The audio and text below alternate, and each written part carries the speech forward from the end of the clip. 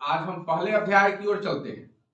आपका पहला अध्याय आज से शुरू होता है, लेकिन पहला अध्याय में क्या क्या पढ़ना है, किन किन बातों की जानकारी प्राप्त करनी है, पहले हम वो जानेंगे। इस अध्याय में आप इतिहास की बुनियादी बातों को समझेंगे। किसी भी मानव समूह या समाज, समूह को ही समाज कहते हैं, किसी भी मानव समूह या समाज का विकास एक निश्चित स्थान पर होता है। इस विकास में स्थानीय परिस्थितियां, भौगोलिक स्थितियां और पर्यावरण की विशेषताएं सभी का योगदान होता है। यह हमारा जो पर्यावरण है वह हमारे रहन सहन, खान पान, वेशभूषा सबको प्रभावित करता है।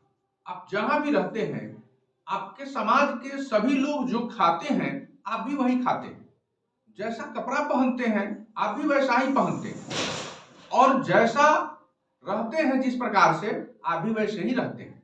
लेकिन जब आप अपने गांव से निकलकर शहरों की ओर जाते हैं तो वहां के लोगों के वेशभूषा को देखकर आप सीखते हैं। अब वहां के लोग मुर्गी कट केस कटवा लेता है। ये मुर्गी कट केस जिसको कहते हैं, ऊपर वाला बाल रह जाता है, बाकी चारों तरफ से लोग छील लेते हैं। तो ये जो मुर्गी कट केस है देहात में नहीं था, लेकिन शहरों से बच्चे सीख सीख कर गांव में शुरू कर दिया। अब यहाँ भी मुर्गी कट वाला केस करता है। उसी तरह से फटा हुआ पैंट, घुटना तक देखिएगा, घुटना तक लोग ठेवना पर पैंट फाड़ लेता है, नीचे पैंट फाड़ लेता है, पूरे पैंट को 10 जगह से लोग ब्लेड से काट लेता है। नया नया पैंट खरीद कर लाता है जींस, और उसको सब जगह से काट देता है, फाड़ देता है। तो ये क्या देहातों में ऐसा था? फटा हुआ पैंट लोग पहनते थे क्या? नहीं पहनते थे।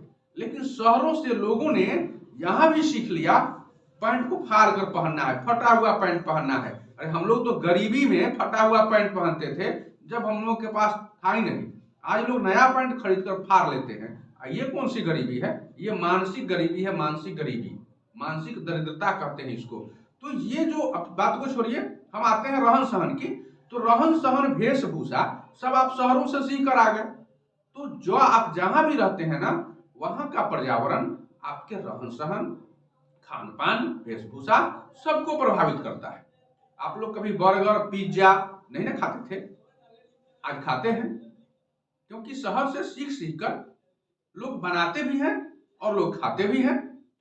इसलिए हम ये बता रहे हैं कि भारत के प्राचीन इतिहास, भारत के जब प्राचीन इतिहास के बारे में आप पढ़ रहे हैं तो भारत में कहां कहां आरंभिक सभ्यताओं का विकास हुआ और वहां की भौगोलिक परिस्थितियां क्या थी, इसके बारे में भी आपको जानना बहुत जरूरी है।